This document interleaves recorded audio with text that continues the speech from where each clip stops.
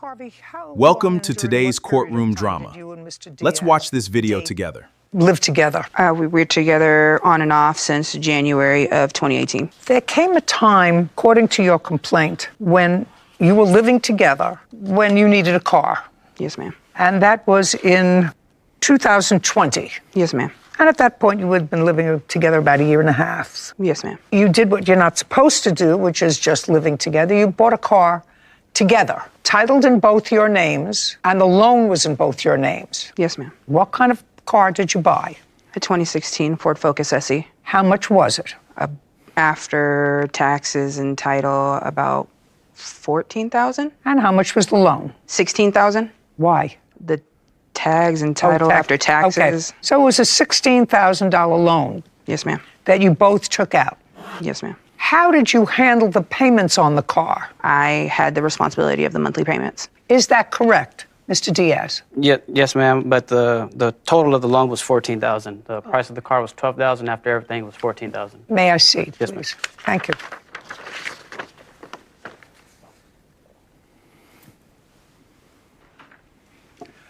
How much was put down on the car? $1,000. Who put it down? Both of us. And you made the car payments for how many months? I would say the first 6 or 7 months duration of the loan. Well, that's not the duration of the loan. You paid for 6 or 7 months. Yes, ma'am.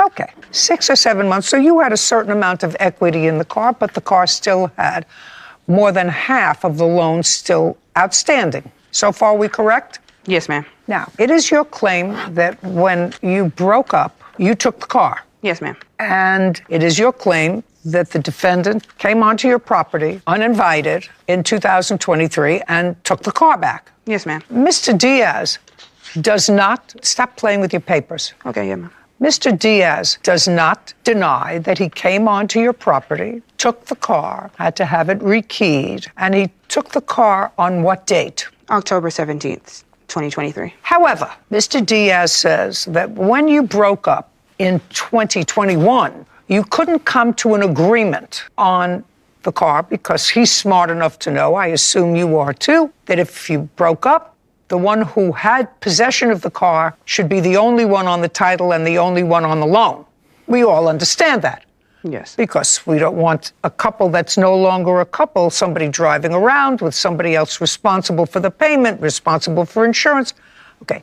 And Mr. Diaz says that you could not come to an agreement of how you were going to renegotiate the loan. You say he wouldn't help you renegotiate the loan. He refused me to renegotiate the loan. You mean to give you money? No. What he refused is I wanted to refinance the vehicle solely to myself, and he denied me that. He said no? Yes. Okay. Did he give you a 2014 Volkswagen? Yes, it was gifted. Okay. And that was in 2021. Yes, ma'am. So in 2021, because this is what Mr. Diaz says, he felt as if, based upon the fact that you had a certain amount of equity, you would put in $500 towards the car and made 6 or 7 payments on the car before you broke up, that you had a certain amount of equity. He had a 2014 Volkswagen that had no debt. Is that correct? Yes, ma'am. And he gave that car to you. That is correct? Yes, ma'am. Did he give you the title to that car? Yes, ma'am. And he took back the Ford Focus? Yes, ma'am. So he said, here's a car for you. It's free and clear. It's for the equity that you put in the car, and you accepted it. No, ma'am. Well, what did he give you the Volkswagen for?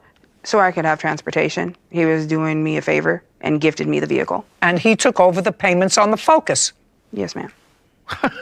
Don't you understand where it's going? Yes. He took over the payments on the Focus. He said, I'm more comfortable making the payments on the Focus, but I'll give you a car, free and clear, so you have transportation, and he took back the Focus. Right? Yes. And he gave you the title for it, so you accepted this car that had some value, and you took it and you traded it in. Is that correct? Yes, I sold it. Sold it for how much? $3,000. And you took some of that money and you put it as a down payment for a Jeep. Yes, ma'am. And that was in 2022? Yes. What year Jeep did you buy? A 2016 Jeep Grand Cherokee. And how much was it? $11,000. How much did you put down? $1,500. And so you kept the other $1,500. You sold it for $3,000. You sold the car he had given you for $3,000, took $1,500 of that, put it down. Don't say anything. I just want to know if I'm following this. Put it down on a nicer car, a Jeep, with a loan. And then you didn't pay that loan and that car got repossessed. Yes, ma'am. And then, Ms. Harvey, you evidently were still in contact with the defendant and let him know that you didn't have a car. Yes, ma'am. So he let you borrow the Focus. No, ma'am. I took possession of the vehicle and continued payments on it. How did you take possession of it? Wait, just a second. Let's start with when did you take possession of it? Month and year. That's after he already gave you $3,000, at least $3,000 worth of merchandise for your interest in the car. So tell me when you took the car back. I would say in the early... Well, when did you go? You went to his house? How did you get the car back? I met with him at his home, and we went to another dealership to give me the Ford, and he purchased a Mitsubishi. And I took possession of the Ford after we left the dealership with the Mitsubishi. Well, that sounds like you're pretty chummy if he gave you back. What do you want? Hi, I just wanted to say that I was present for the interaction when he gifted her the Beetle. During that interaction, what it was that her mother had passed away. She expressed that she could no longer make the payments. He said, I'll take the car back and continue payments, and I won't leave you without transportation so she can continue to get to work. And he gave her the Beetle. He gave her an expensive car, which she subsequently sold, bought a car that she didn't make payments on that was repossessed. He's very smart for not letting... She informed him that that was her intention with the vehicle. Who cares? Sit. Car together, you broke up. You invested some money in the car, he invested some money in the car. When you broke up, he kept the car, the Ford Focus, and he gave you a car which you subsequently sold for $3,000, bought yourself a new car with a loan which you didn't pay, which got repossessed. And you're telling me he gave you the other car, the Focus. Is that what you're telling me? He gave you the Focus. He gave me the Volkswagen and he... No, gave you back the Focus. Yes, gave me back the Focus, Gave you back the Focus after your Jeep had been repossessed. Yes, ma'am. That would make him the dumbest man in the world. Mm-hmm. That would make him really stupid. Month and year. Did she give me the month and year 2022?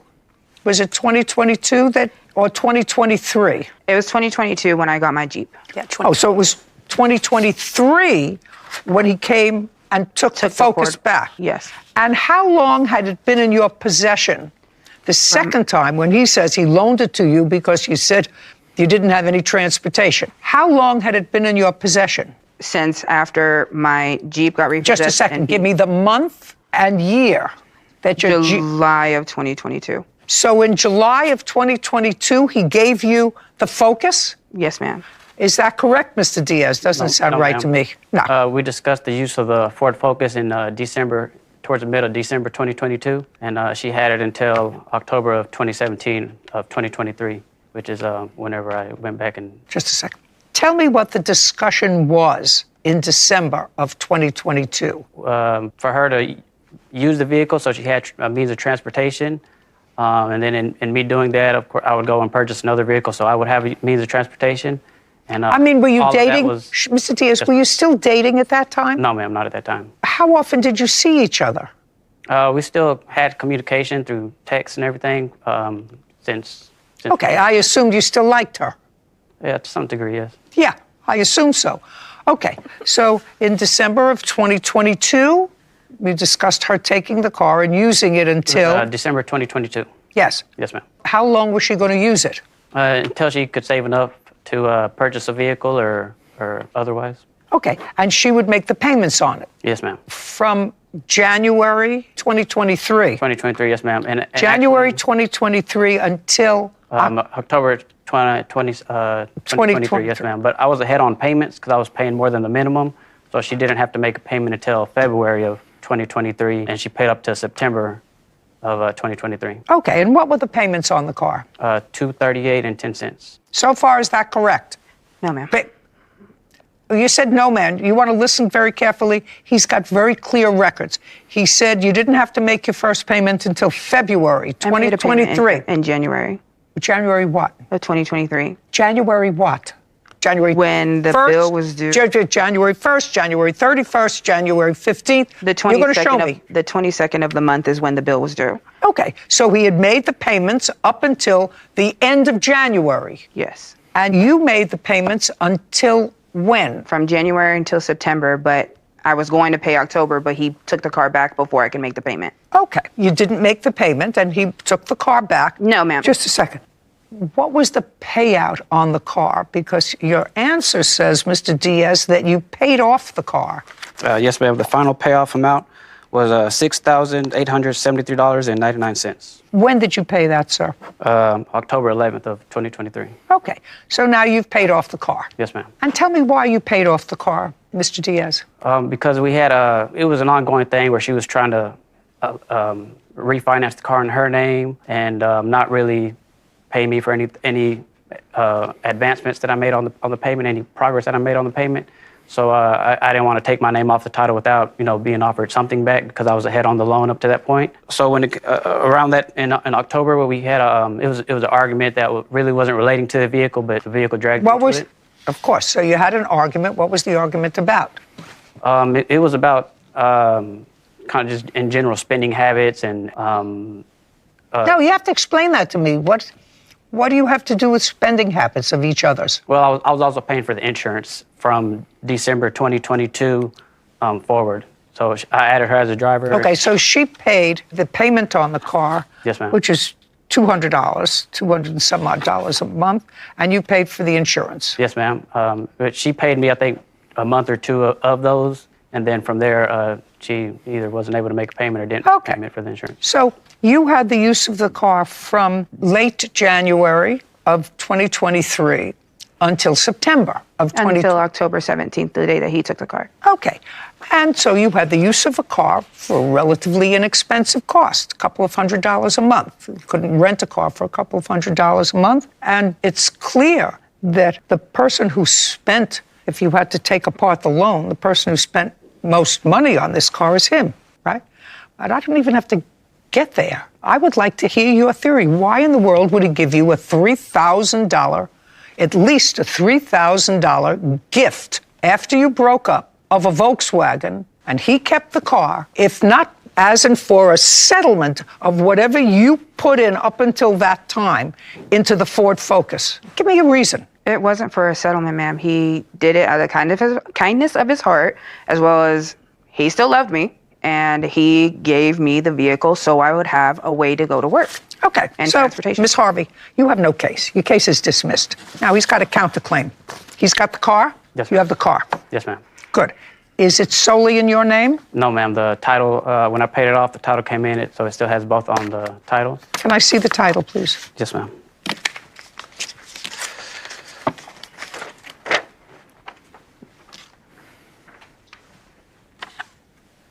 Your Honor, I also have lost wages from him taking the car from me since October. That's your problem.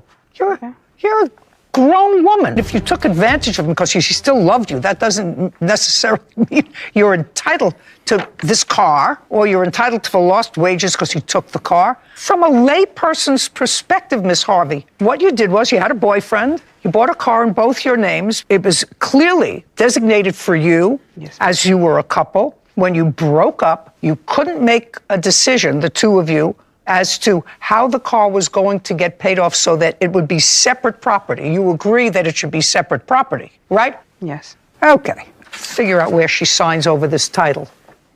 Your Honor. Put your hand down. I'm not listening to you. That's fine. Unless you tell me what law school you graduated from. Harvard. Really? Really? Was that just a wise-ass remark? No. Really? When did you graduate from Harvard? Was your comment about law school a wise remark? Yes. Oh, okay. Yeah. Now you can leave. Thank Put you. her out.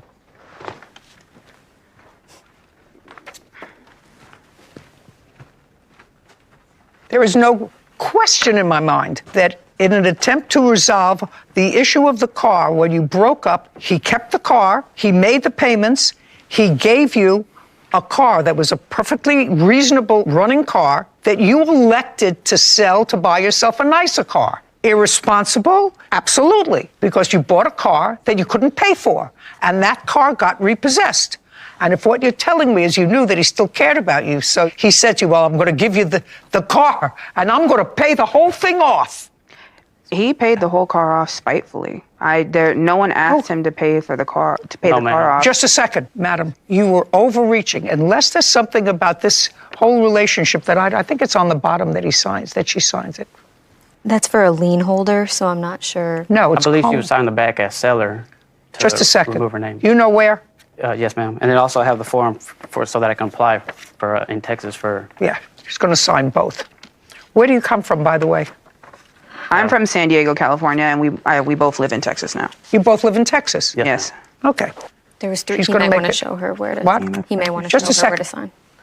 Kevin, he's going to make an X where she has to sign on both forms. You have a pin for me? Yes. Thank you, sir. I haven't signed many titles in my time.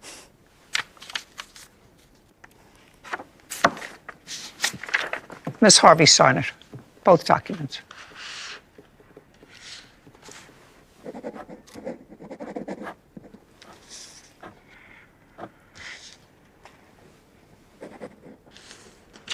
Turn the documents to the defendant, Kevin.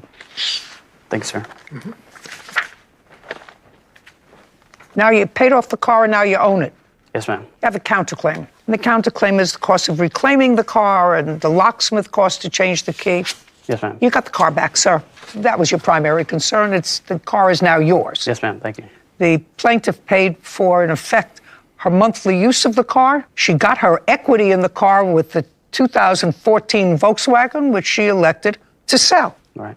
Fair. So I don't think it's quite reasonable for her to have to pay your fees to repossess the car. Understood. Or even the attorney that you discussed the situation with. Yes, ma'am. So your counterclaim is dismissed. We're finished here. I think what I presented to the judge was true and accurate. I'm real happy with the decision. I think her lawsuit was frivolous to begin with, and overall justice was served. Hector gave me the vehicle as a gift. I did make payments on the vehicle as well as have lost wages because of this. She was trying to title jump, essentially, or not register the car in her name or not have the pace. So she tried to claim it as a gift, but in the state of Texas, that doesn't go that way. That he has my back, that he was going to be my protector and my solid ground to getting everything going. Ultimately, yes, I do think that she was trying to benefit from the situation. We have completely different personalities, yeah. So I'm a little bit more adventurous. He's very much stay in the house. And I mean, you can't choose who you love. No, I'm happy to get the car back. Good lesson to young people, old people, anybody, that free and clear is always better than debt. And encumbered. Yeah, than encumbered. And I think that she had the Volkswagen that he gave her free and clear. No liens, no debt, no payments to be made, no loans. And if I were her, I would have saved as much money as I could during that time. There was no claim that the car was defective or not running properly or a hazard in any way. I would have driven that car for as long until the wheels fell off to save money if I wanted a different car. I wouldn't go 2 weeks later, trade it in for a low value to get a car that I thought was flashier or nicer or whatever for to encumber yourself with more debt. And then default on that loan, and now you have no car. So I think, hindsight's 20/20 for her, but she should have just stuck with that car that was free and clear, and I don't know why she would have encumbered herself with more debt when she had this opportunity to save as much money as she could and potentially buy a car without a loan. Yeah, so well, you're absolutely, you're right. But I think she felt as if she had a sucker. Sure. It's a good lesson, though. It'll bite you in the butt once, and you won't do it again. Hit that subscribe button, turn on the notification bell so you never miss an update. Like this video, and share it.